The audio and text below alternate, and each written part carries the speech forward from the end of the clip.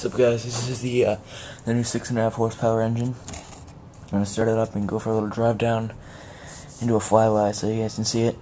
So first thing I want to do is use the choke it, even if it's already warm, to start it. Hook up the ignition switch.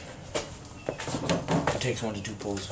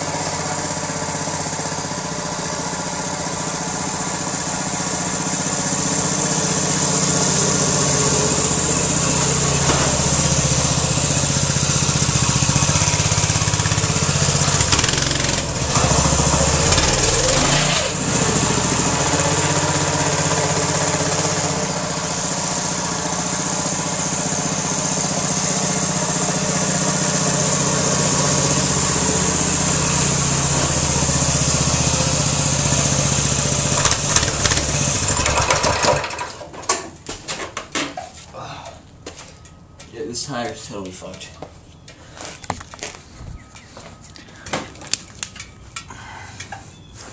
Yeah. Yeah, there's the inner tube, so yeah. I can't really drive it anymore now.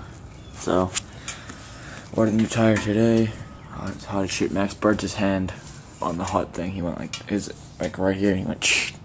But, yeah. So, went for a quick little ride.